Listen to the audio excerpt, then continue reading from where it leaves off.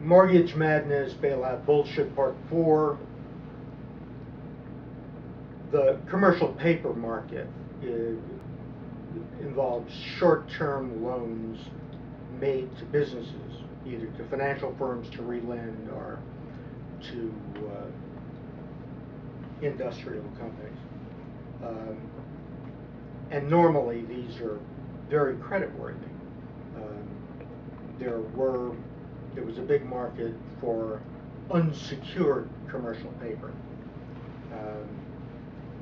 And GMAC could borrow at 1% 5 years ago.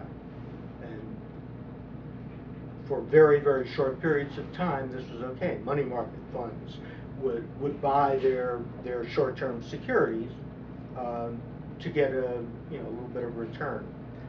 Now there's a fear of holding paper from any kind of company.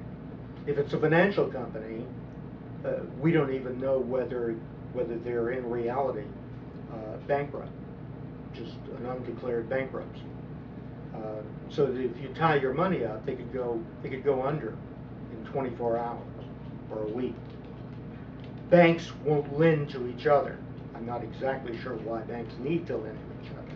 It was my impression that this involved lending to help the other ones meet reserve requirements. That this was, not a big deal, just something done through the overnight market. But perhaps I'm mistaken about that. The other aspect of the bailout is, one, providing capital to firms who haven't earned it in any way. That is, they could be bankrupt. They could be firms that have been mismanaged. There's no effort to oust the management. One suggestion that's been made is that they be put through an accelerated bankruptcy. And then you could oust the management if they were incompetent, and then reserve the funds for companies that you want to survive. But what the Treasury wants to survive has nothing to do with the viability of these institutions. I mean, we expect Paulson to lie. He's a political appointee. He represents the administration. Even if Bush were a Democrat, God forbid, the Secretary of Treasury would be a liar. I think in the case of the Fed chairman, when he announces that the economy is slowing a little bit when it's actually in a recession, I don't know whether he's lying or whether he's incompetent. I'm inclined to believe that he's lying, but we'll see. So the Fed's answer to short-term money markets being unable to work, people unable to finance inventories, things that are normally financed because it's efficient to use people's savings briefly for this purpose, instead of having to save up for 100 years to be able to finance it yourself. What we're going to get is higher natural gas prices next year because exploration and production companies can't get funding for exploration. And natural gas declines are so great that we'll see very substantially higher prices, I believe. So then when money market funds were threatened by runs, then I believe the Treasury guaranteed money market funds, or the Fed. And then the idea was the Treasury would buy mortgage-backed securities, not at steep discounts to the face value, but it's something that would help the people that Paulson identifies with.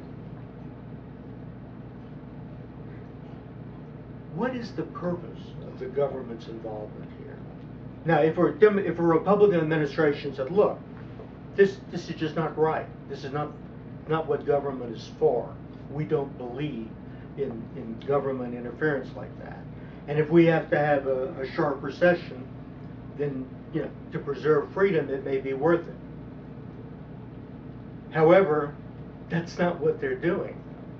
What they're doing is they're squandering taxpayer credit to get in too late to bail out institutions that should have been terminated earlier.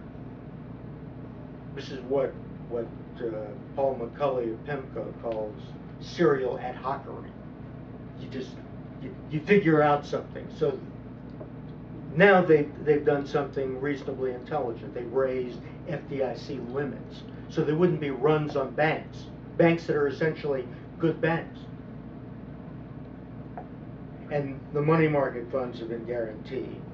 And now the Fed is going to purchase commercial paper, whether the lender, the borrowers are creditworthy or not. And the Treasury is going to buy mortgage-backed securities at prices that are probably going to be in excess of their true value, just to get money into institutions that are not going to lend it out anyway. One genuine purpose would be to create some benefits for the public. Now, if somebody has purchased a home with nothing down or something down but overpaid, and they don't have the income, or they lied on their income statement to get the house, and the value has gone down and they can't get out of it, and they really can't afford to keep making payments, so you have a foreclosure. I mean, that's what happens. But if you get a bunch of foreclosures, then the people, you know, who didn't do anything wrong, people who are making their payments on their houses, that have worked and earned, put money down, and made their payments, who live in the same neighborhood, are going to be hurt by this. Generally, vandalism and theft and other kinds of crime arise in areas where there is a high rate of foreclosures. And in areas that are being hard hit by the economy, there will be a great many of them for people who would really like to work and make their payments. So, the original bill by Barney Frank and Senator Dodd talked about purchasing loans, mortgage loans from people who otherwise would be foreclosed on, but with the lender taking part of the hit, and the government getting any appreciation that comes from the house, just to reduce the level of foreclosures. Now, recently, the head of FDIC, Sheila Bair, said there is no incentive for servicers to work out a new deal with people who would otherwise be foreclosed on. I mean, the incentives are they don't want to be sued by the lender.